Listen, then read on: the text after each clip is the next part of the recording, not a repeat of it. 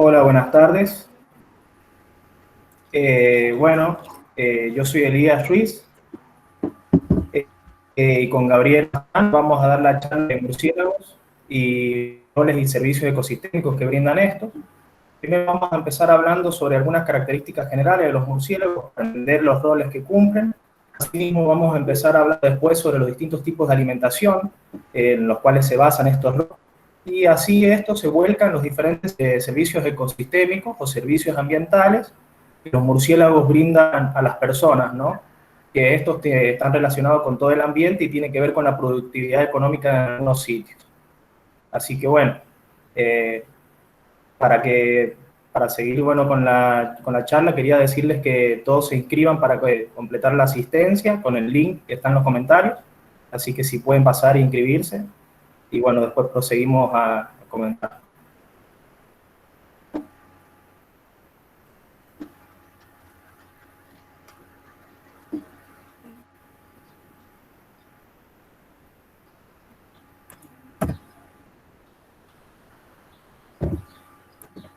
Bueno, muy buenas tardes a todos. Como ya dijo Elías, nosotros vamos a dar la charla de murciélagos, roles y servicios ecosistémicos. En el mundo encontramos más de 1000 especies de murciélagos distintas. Se podría decir que son los mamíferos más diversos luego de los roedores. Esto significa que los murciélagos en sí son aproximadamente el 21% de los mamíferos del mundo. Estos se distribuyen en todo el mundo, excepto en los polos. Esta distribución que tienen ellos hace que evolutivamente tengan diferentes especializaciones, tanto en su alimentación como en su tipo de hábitat y refugios en donde viven. Unos ejemplos de estos son cuevas, huecos, casas abandonadas, troncos de árboles. Y con respecto a su alimentación, tenemos los nectarívoros y consumidores de polen, los que consumen fruta, los que consumen insectos, los que consumen sangre y los que consumen otros vertebrados.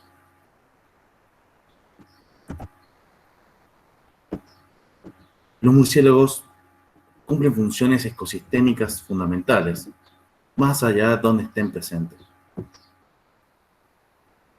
Esto es, que vamos a tener murciélagos nectarívoros, ¿sí?, los cuales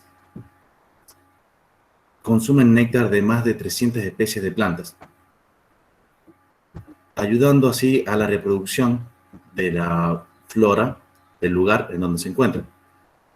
Esto lo hacen a partir de la polinización y el llevado de polen en su nariz. También encontramos los murciélagos frugívoros o consumidores de frutas que consumen aproximadamente frutos de más de 500 especies de plantas.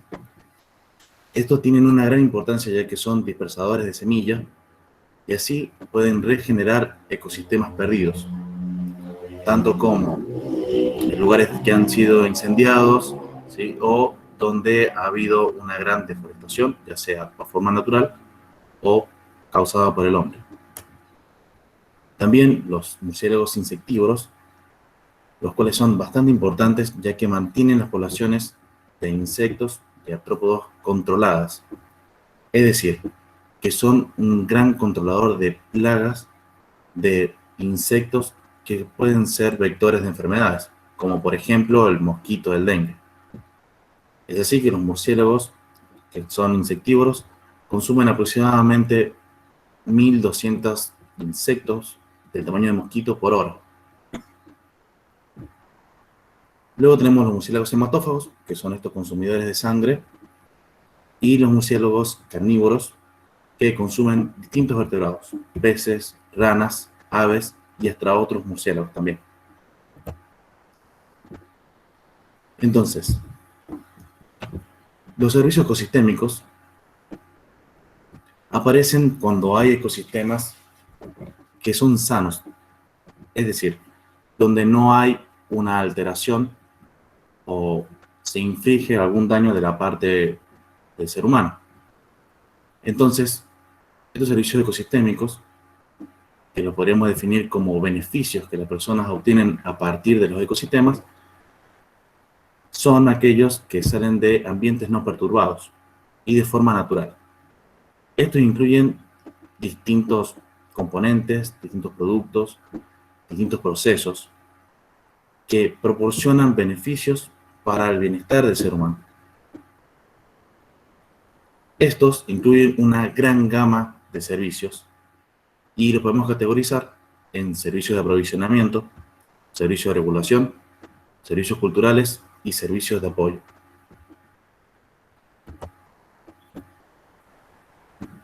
Se reconoce que los murciélagos son eficientes prestadores de servicios ecosistémicos.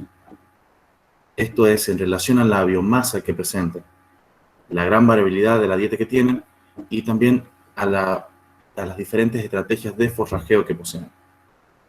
Actualmente en Argentina se conocen 67 especies, de las cuales 6 pertenecen a la provincia de San Juan. De estas, nosotros tenemos 4 que pertenecen a la familia Vespertilionidae. ¿Sí? Estos son cazadores de vuelo, son insectívoros. También de la familia Molosidae, que realiza más o menos lo mismo que los Vespertilionidae, son insectívoros. Y tenemos también un Philostomide, el cual es el consumidor de sangre.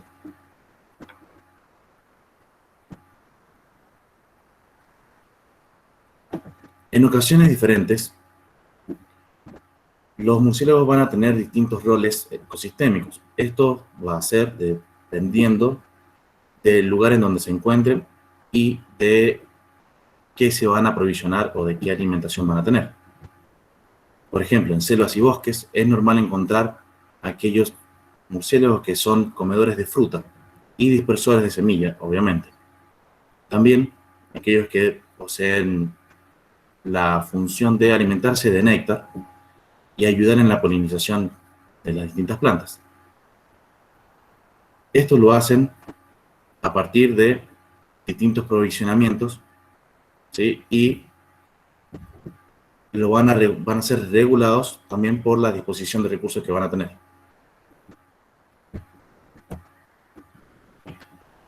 Los servicios de aprovisionamiento que van a tener los murciélagos van a aportar ayuda a la economía local.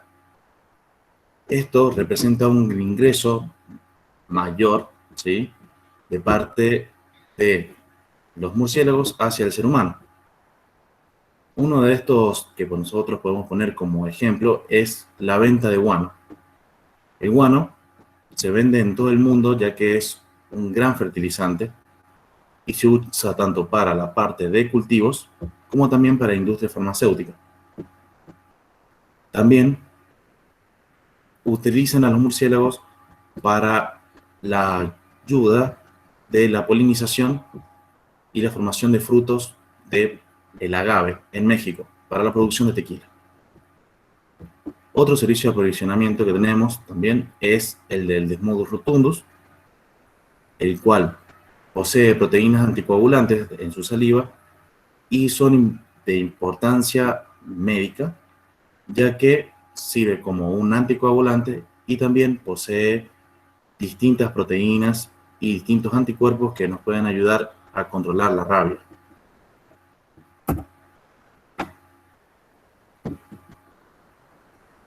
Más de 200 especies de plantas, ¿sí?, 289 en total, dependen de los zorros voladores, los cuales son unos murciélagos de un gran tamaño que pertenecen a los antiguos continentes, ¿sí?, principalmente a Asia y Australia. En el mundo, el 65% de las especies de vegetales, ¿sí?, se utilizan para fabricar una gran cantidad de productos para el uso humano, ya sean medicinas, alimentos, como también madera, tintes, ¿sí? La madera y los distintos productos madereros representan más del 20% del número total de los productos derivados de plantas que tienen una relación estrecha con los murciélagos. Por ejemplo, uno de estos es la producción de frutos que nosotros consumimos normalmente. Duraznos, palta, ¿sí? También bananas, higos, y también para distintos frutos de los cuales sacamos otros productos. Por ejemplo, caucho, ¿sí? Es uno de estos, y últimamente se le está teniendo bastante importancia debido a una fruta en particular, la cual se ha hecho bastante famosa en estos últimos tiempos. No recuerdo bien su nombre ahora, pero esta es de un tamaño bastante mayor. Tiene un olor bastante nauseabundo, es un fruto asiático y depende totalmente del consumo de los murciélagos.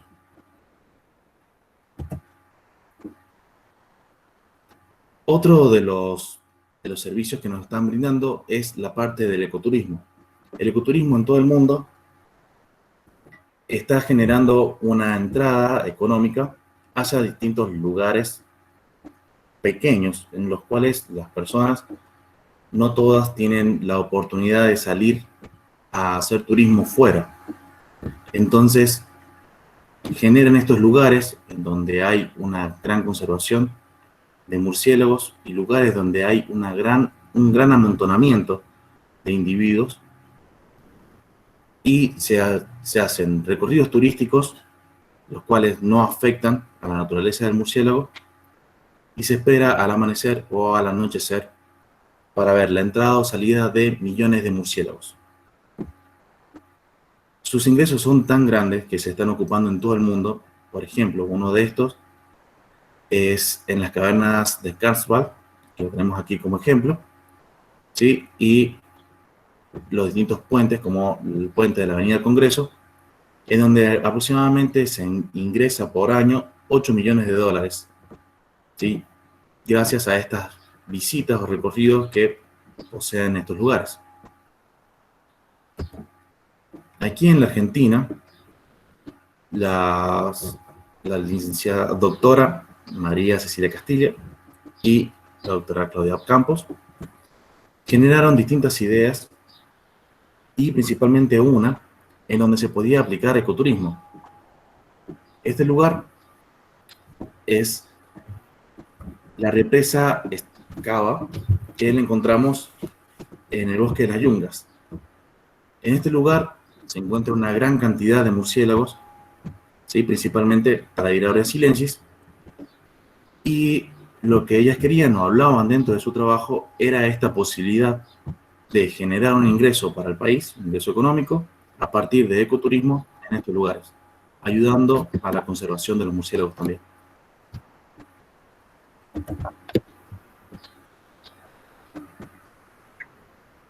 Bueno, vamos a seguir con los servicios ecosistémicos culturales.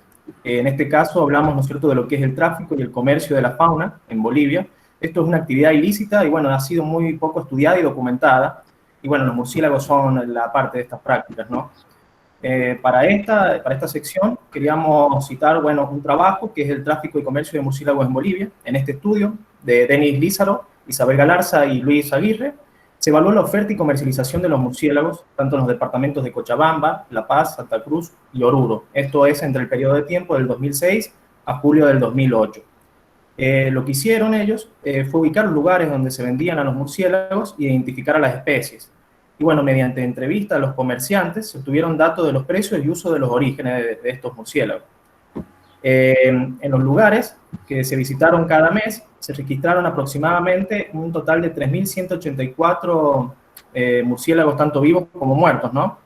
Y bueno, La Paz, dentro de todos los departamentos, fue la que registró la mayor oferta y comercialización de los murciélagos. Bueno, en cuanto a las especies que eran comercializadas, teníamos el que fue comercializado en mayor proporción, es el Corolia perspicillata, que es un 53,4%, que es el murciélago frutero común. Después de esto le seguían especies de Myotis en un 18,9%, ejemplares de la subfamilia Glossophagidae en un 13,9%, después que es un nectarívoro ese, después Artibeus en un 9,1%, este es también un murciélago frugívoro, y por último el hematófago vampiro común de Modo rotundus. Lo que sucede, bueno, con estas prácticas, ¿no?, es que al extraer sistemáticamente a los murciélagos de sus refugios, esto podría afectar a las poblaciones y a las especies que habitan en estas zonas, ¿no? Lo cual, digamos, también provoca una disminución en los propios servicios ecosistémicos que brindan estas especies. Entonces, al no existir un control en la venta, ¿no? Esto que permite el tráfico ilegal de estas especies, puede traer consigo varios problemas en la conservación de las mismas. Otro ejemplo que podemos dar, ¿no? Es que en el viejo mundo, estas especies son utilizadas ya sea para el alimento, para fines estéticos o tanto como afrodisíacos, ¿no? También en la medicina se lo usa. Y en la ciudad de Guam se ha hecho un estudio donde se identificaban los precios a los que se vendían los murciélagos, y un plato, una cena de murciélago está costeado aproximadamente $25, que puede incluir al murciélago entero o partes del mismo. Y asimismo en África hay dos cazadores, ¿no es cierto?, que trabajan juntos. En un día pueden recaudar hasta $1000 cazando las diferentes especies de murciélagos. Siguiente, por favor. Bueno, ahora vamos a ver otro servicio ecosistémico que brindan los murciélagos, ¿no? Este es el de soporte o apoyo, el que involucra lo que vendría a ser el ciclado de los nutrientes, la formación del suelo y la productividad primaria. Con respecto a eso, se ha llegado a plantear que los murciélagos actúan como un tipo de organismo conector o como un eslabón en lo que sería el exterior de las cavernas y el interior de las mismas. Esto se debe a que los mismos acumulan guano en los pisos de las cavernas y funciona como un tipo de productividad primaria en estos suelos. Este guano en las cuevas conforma, como dije, un suelo típico en las cavernas y alrededor de la misma, aumentando la productividad y promoviendo el ciclado de nutrientes por el propio nitrógeno que dejan en las zonas adyacentes, que serían las zonas tropicales de bosques.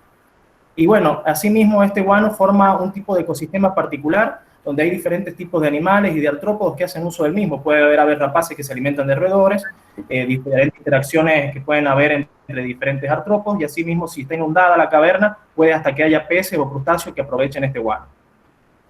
Siguiente, por favor. Bien, ahora vamos a pasar al servicio ecosistémico de regulación. Acá vamos a encontrar lo que vendría a ser la polinización, el control biológico o el control de insectos que generan los murciélagos y la dispersión de semillas. También vamos a hablar al último un poco de sucesión ecológica. Pero bueno, lo que vamos a empezar hablando es sobre las especies insectívoras. Bueno, en los albores de la historia evolutiva se sabe que ya hay registros fósiles de murciélagos del Eoceno temprano.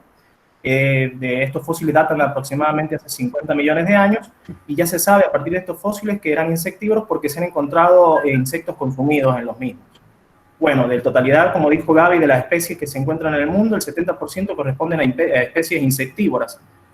Bueno, y en los últimos años ha crecido el interés por diferentes empresas y por diferente gente que los estudia a estos murciélagos, porque, bueno, controlan diferentes tipos de especies plagas, ¿no? Bueno, lo que puede hacer es controlar especies que son vectores de enfermedades que afectan la salud humana, o especies de insectos que pueden afectar a los cultivos. Por lo tanto, la presión que ejercen los murciélagos sobre estos insectos genera un beneficio económico a los agricultores en diferentes zonas. En Estados Unidos, el valor económico que generan estos murciélagos se ha calculado en varios miles de dólares y se compara, ¿no es cierto?, por 100 kilómetros cuadrados donde se produce. Esto se basa en el murciélago Taradira brasilensis, prácticamente la mayoría de estos estudios, ¿no? Es una de las especies migratorias más abundantes de todo el continente americano. Bueno, Gaby nombró que estaba acá en Sudamérica.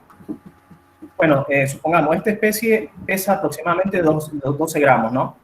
Si se alimentan por noche, de la mitad de su peso corporal en insectos, aproximadamente 6 gramos de insectos, supongamos que tengamos acá en San Juan, ¿no?, una colonia de 100 individuos de estos Taradira brasilensis.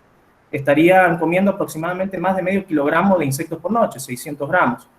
Bueno, esto es una presión sustancial que pueden ejercer sobre el ambiente en un clima desértico, pero hay lugares, ya sea en Argentina o en otros lugares, donde hay miles y millones de individuos de Taradira brasilensis. Entonces, la presión que deben estar ejerciendo sobre el ambiente seguro es mucho más que sustancial. Por lo tanto, la conservación de los mismos es relevante es bastante importante, ¿no? Siguiente, por favor. Bueno, como estuve hablando de estos de murciélagos insectívoros, son importantes controladores de insectos, ¿no?, y contribuyen mucho a la agricultura. Bueno, acá hay un estudio, ¿no? Este estudio es de Boyles y Thomas Kuhn, que habla sobre la importancia económica de los murciélagos en la agricultura, y se estimó que el servicio de control biológico que ejercen los murciélagos anualmente en la industria agrícola estadounidense es de 22,9 mil millones de dólares anuales. Esto en promedio. Obviamente este valor va variando año tras año y se ha tomado un rango de este valor que oscila entre un 3,7 mil millones a 53 mil millones. Así que bueno, es remarcado, ya se nota ya con este beneficio que otorgan los murciélagos al ambiente, es de remarcada importancia, ¿no? Sin embargo, estos murciélagos están sufriendo diferentes tipos de amenazas. Esto puede ser como la pérdida, la fragmentación del hábitat, todas derivadas de las actividades humanas, en su mayoría, la deforestación, el uso de pesticidas en la industria agrícola y también la destrucción de sus refugios. Esto va a influir negativamente en lo que son las poblaciones de estos murciélagos, pero en los paisajes agrícolas.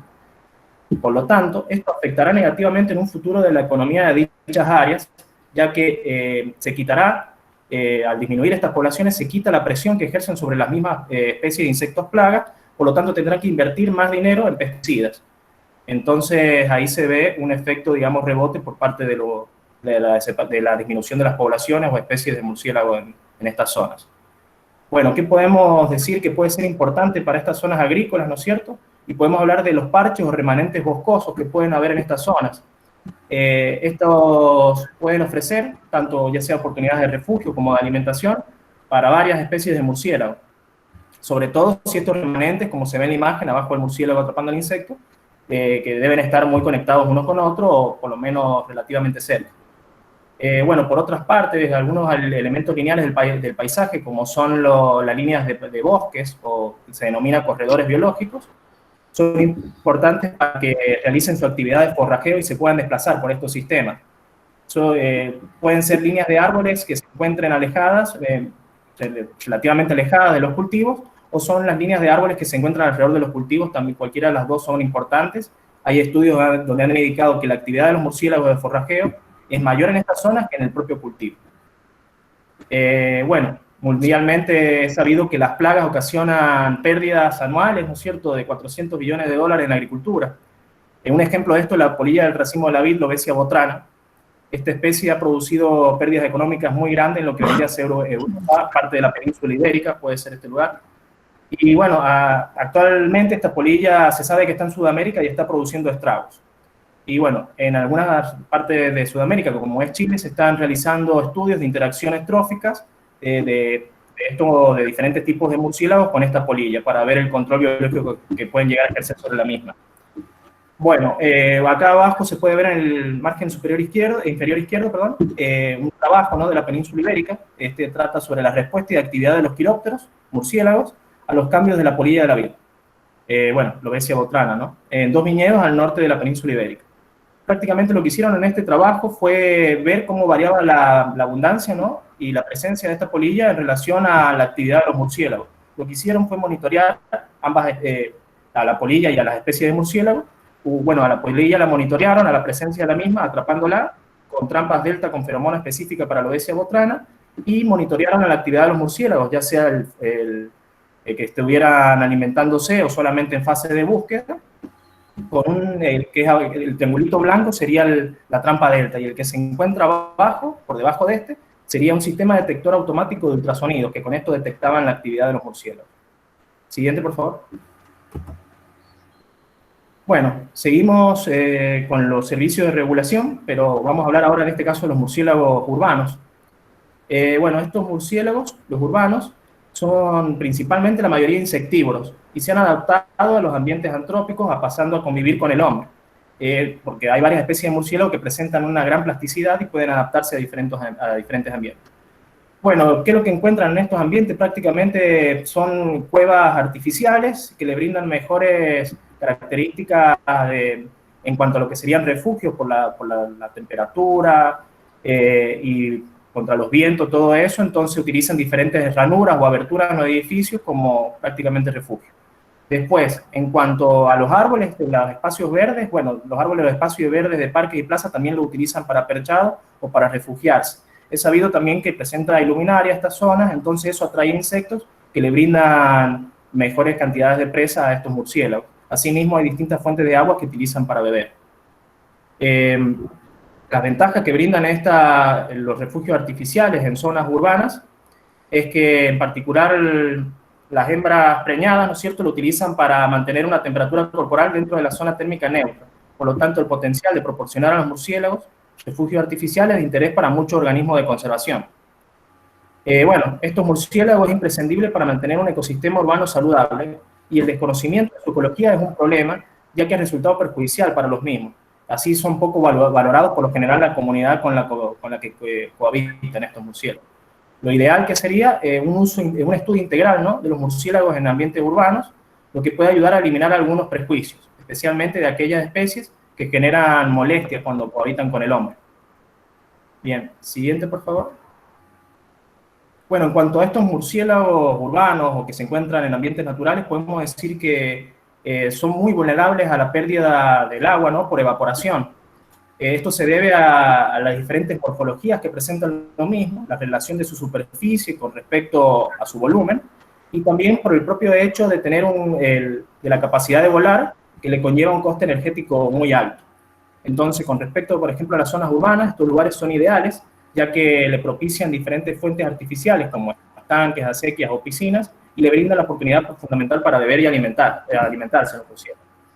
Bueno, vamos a dar un ejemplo de esto, de un lugar urbano fundamental para los murciélagos, que es la Facultad de Derecho de la Universidad de Rosario, que se encuentra en el centro de la ciudad de Rosario, en la provincia de Santa Fe.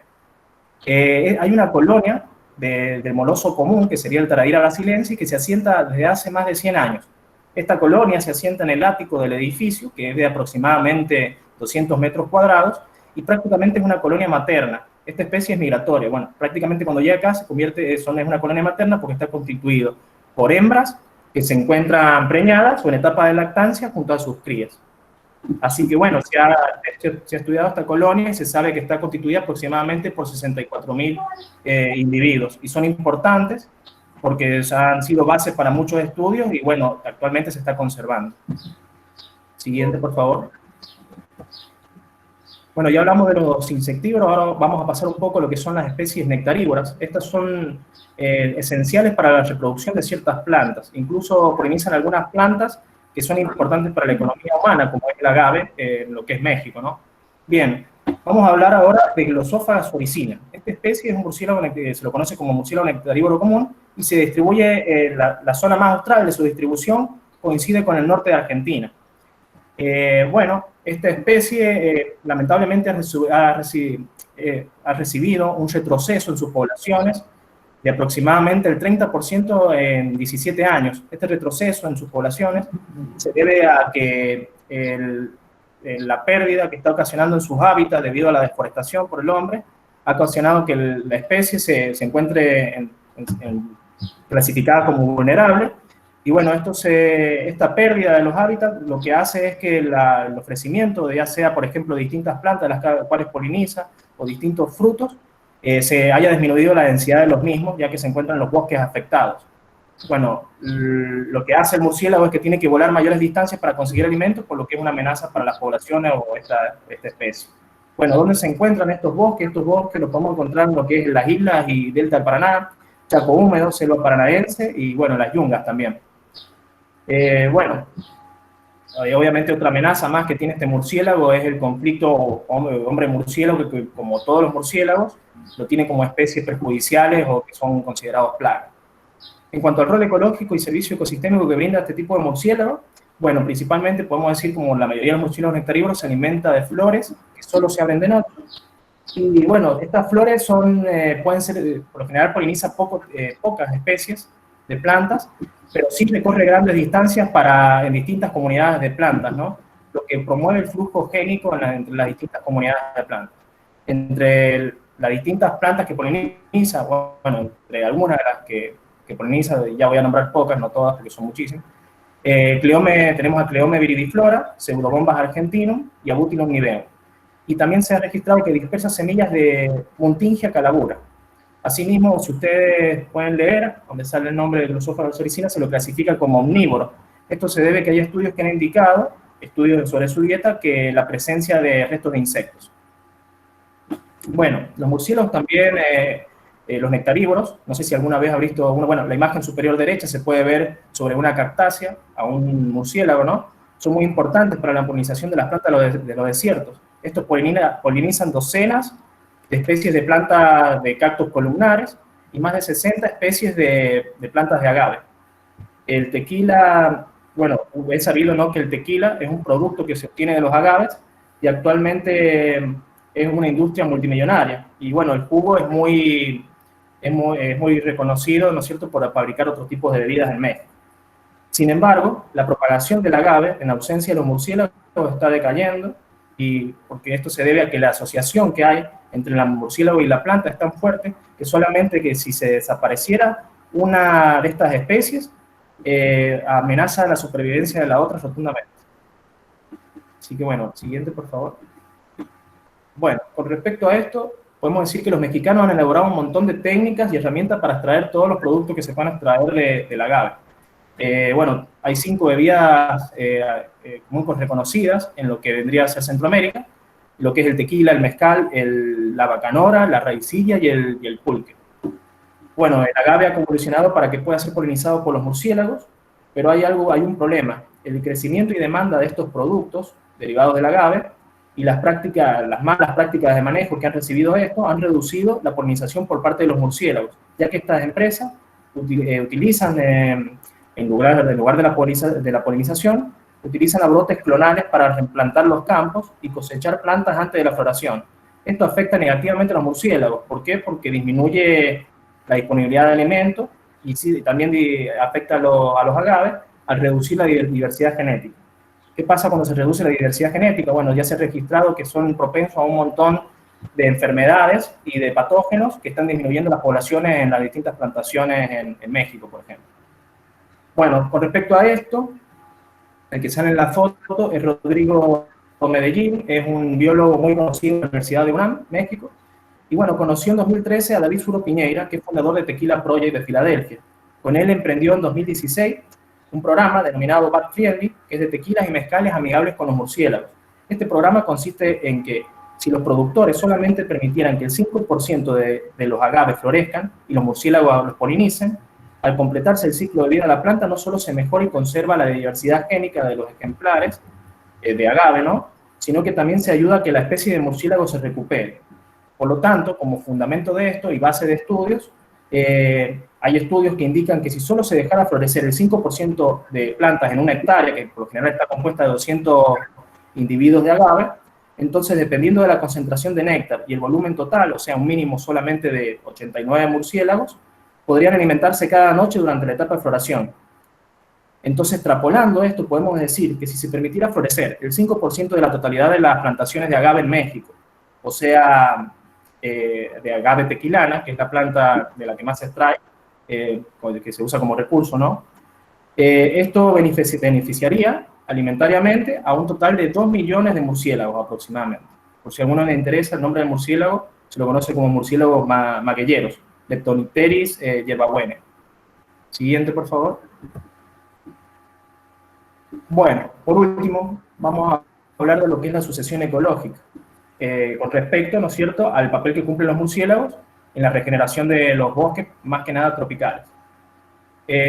Bueno, esto es otro tipo de servicio ecosistémico de regulación. Para empezar, ¿qué es lo que es la sucesión ecológica? Este es el proceso de cambio en la estructura de especies presente en una comunidad a lo largo del tiempo. Esto puede interrumpir en esta sucesión ecológica o generar el proceso de inicio.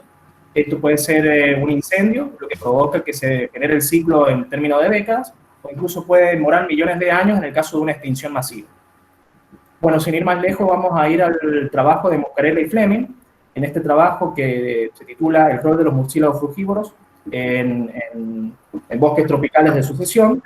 Propone que los murciélagos frugívoros filostómidos, que son los que se encuentran en Sudamérica, han compartido una larga historia evolutiva con arbustos y árboles pequeños, de sucesión temprana y de semillas pequeñas, mientras que los murciélagos frugívoros, los teropódidos, que son los zorros voladores que se ven con el nombre naranja ahí, son los principales dispersores de semillas de frutos posterior del dosel, o sea, de sucesión tardía o secundaria. Bueno, debido a su diferencia, a preferir diferentes tipos de frutas, Los murciélagos de estas dos familias brindan servicios ecológicos y ecosistémicos diferentes para los bosques tropicales, tanto del Nuevo Mundo, o sea, lo que es Sudamérica, y el Viejo Mundo, Australasia, Asia, Australia y África. Bueno, los murciélagos, a hacer un poco más de comparaciones en el ámbito económico, ¿no es cierto?, y de regeneración, podemos decir que los murciélagos filostómidos parecen hacer una contribución directa menor al valor económico de los bosques tropicales del Nuevo Mundo, pero lo que al dispersar semillas de arbustos y de árboles pequeños, sin embargo, al dispersar estos semillas de arbustos y árboles pequeños, influye bastante en la regeneración del bosque. Estos murciélagos hacen una contribución así, indirecta, importante al valor económico de los bosques al esparcir la semilla de las especies pioneras. En contrapartida a esto tenemos a los teropodios o zorros voladores del Viejo Mundo, que parecen jugar un papel diferente, porque estos se alimentan de frutos duros y de semillas grandes de árboles del dosel, o sea, árboles más de mayor porte en las últimas etapas de la sucesión. Por lo que estos ayudan a promover la regeneración de los bosques y ayudan a promover la regeneración de los bosques, ayudando a esparcir semillas de las plantas de sucesión tardía. Y bueno, debido a que dispersan y a veces polinizan los árboles del dosel, estos murciélagos tienen un impacto directo considerablemente económico mucho mayor que los murciélagos filostómidos. Y bueno, esto ayuda a la economía, ¿no es cierto?, de las zonas del Viejo Mundo. Bueno, con respecto a otro estudio, que se titula, que es el que se encuentra en el margen izquierdo, ¿no?, se titula Lluvia de semillas producidas por murciélagos y aves en bosques de islas, en una sabana neotropical. Esta sabana se encuentra en Bolivia. Bueno, en este trabajo los autores hablan sobre el alto grado de aislamiento de las islas forestales, lo que se conoce también como bosques en islas, en relación con las áreas boscosas continentales con mayor continuidad, o sea, que masa de árboles con grande extensión. Esto crea un paisaje natural que se encuentra fragmentado en los ecosistemas de sabana. Bueno, estos paisajes pueden afectar a las interacciones biológicas como es la dispersión de semillas.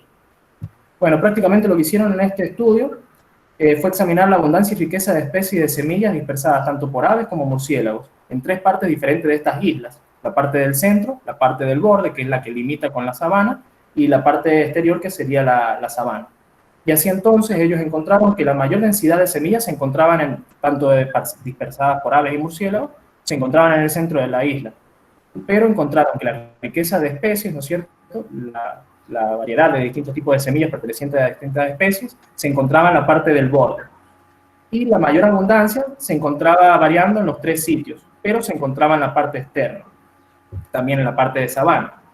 Entonces, lo que concluyeron estos autores es que el movimiento y la dispersión de las semillas producidas por murciélagos y aves dentro de las islas es crucial para asegurar la continuidad del proceso ecológico, y así la dinámica de estas islas forestales. Son muy importantes los procesos de regeneración. También otro estudio un poco más reciente, que es de África Occidental, demostró que los murciélagos son mejores dispersores de semillas o son más eficientes que las aves. Esto se debe a que la mayoría de los murciélagos prefieren llevarse la fruta del árbol antes de comerla en el mismo lugar, supuestamente para evitar los depredadores.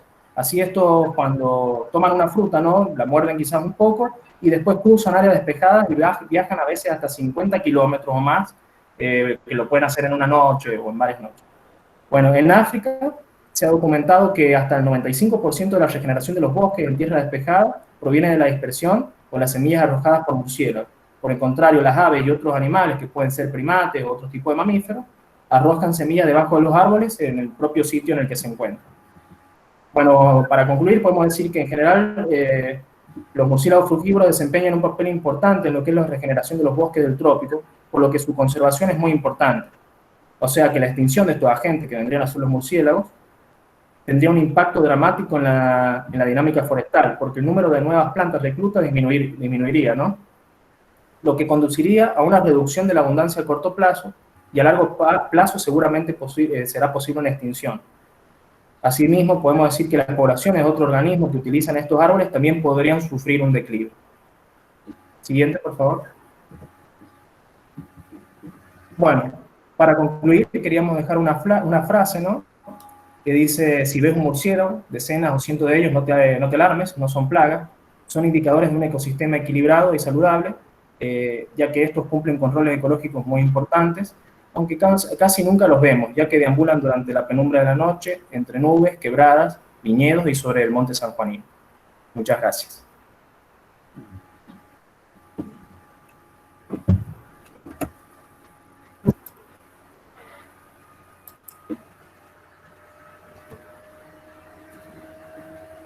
Bueno, si alguno tiene alguna pregunta, las pueden ir haciendo por el chat.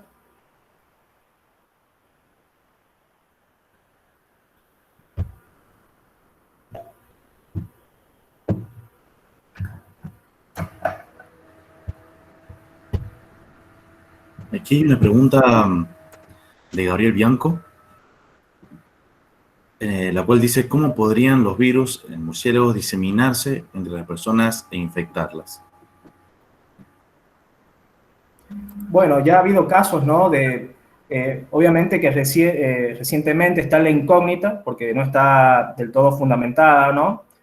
Porque se basa en veracidades a medias de que el murciélago ha sido el que propagó el COVID-19. Con respecto a eso, podemos decir que no está fundamentado. Sin embargo, los murciélagos, como un montón de fauna, diferentes tipos de fauna silvestre, son propensos a transmitir enfermedades a las personas. Se ha registrado el ébola, por ejemplo, es un caso de alguna de ellas. Lo que sucede es que, por ejemplo, con el aumento de la frontera agrícola y la urbanización, los ambientes naturales y los ambientes antropizados, las barreras que separan a estos cada vez se hacen más angostas. Entonces, como también se tiende a disminuir la diversidad en esta zona, las especies que por ahí tienen patógenos empiezan a aumentar, ¿no es cierto?, las poblaciones de estos. Y bueno, como dije que se disminuían las barreras entre los ámbitos naturales y el urbano, hace más posible que lleguen a contagiarse las personas de forma directa o indirecta, traspasando a otros animales o contaminando algunas fuentes que son ideales para las personas, como es el agua, quizás. Pero bueno, no solamente los murciélagos transmiten enfermedades, sino que la mayoría de la fauna silvestre. Lo que sí, al alterar las condiciones naturales, por ahí se hace que sea más propenso las condiciones de contagio.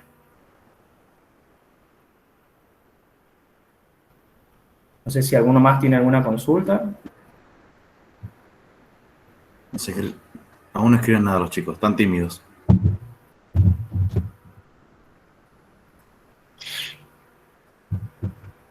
No, de nada, Gabriel. A ver. Juan Bueno pregunta, teniendo en cuenta lo que dijeron sobre el beneficio para la población de los murciélagos, el hábitat o pasar parte de sus migraciones en algunos rincones de las ciudades, los ruidos y perturbaciones sonoras de las zonas urbanas no afecta de alguna manera a estos animales, considerando Bueno, su forma de cazar a través de la ecolocalización. bien, con respecto a eso, te doy un ejemplo con el Taradira brasiliensis. Es una de las especies más abundantes en el continente americano y tiene diferentes tipos, ha demostrado diferentes tipos de plasticidades en los diferentes ambientes. Hay zonas urbanas donde estos murciélagos, a medida que han aumentado los disturbios, han abandonado esas zonas y han optado por otros refugios por ahí en zonas periurbanas o rurales, que antes se encontraban en zonas urbanas. Sin embargo, esta misma especie en otros sitios ha demostrado una adaptación a estos lugares a medida que ha aumentado los disturbios o las iluminaciones. La zona con iluminación, ¿no? Han seguido reproduciéndose y llegando año tras año, por lo que son migratorias, sin ninguna disminución en su población. Así que varía, o sea, depende del sitio, de muchas cosas.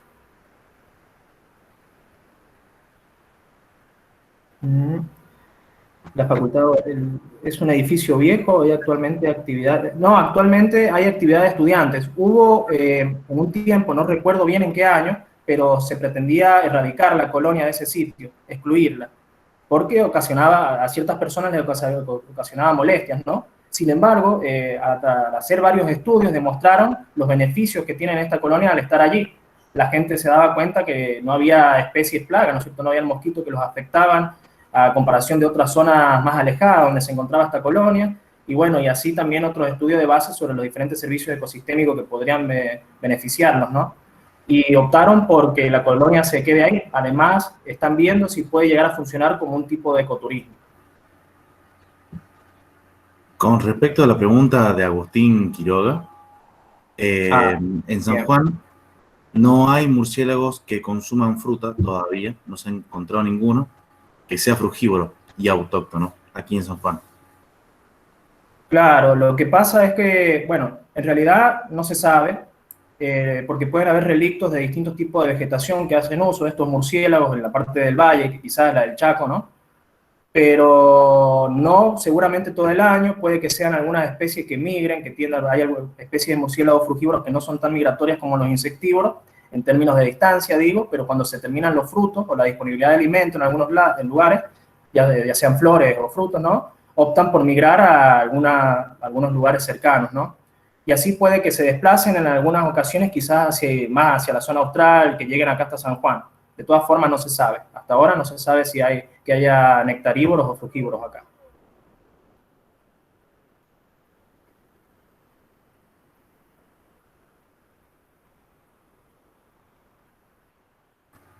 Bien, me parece que no hay más preguntas. De nuevo, agradecerles a todos por participar en estas charlas. Y nada, esperemos verlos en nuestra próxima charla, que habla sobre zoonosis. Y agradecerle también a la Facultad de Ciencias Exactas, Físicas y Naturales y al Centro de Estudiantes que nos han dado esta oportunidad para brindar esta charla aquí con ustedes. Muchísimas gracias. Bueno, muchas gracias.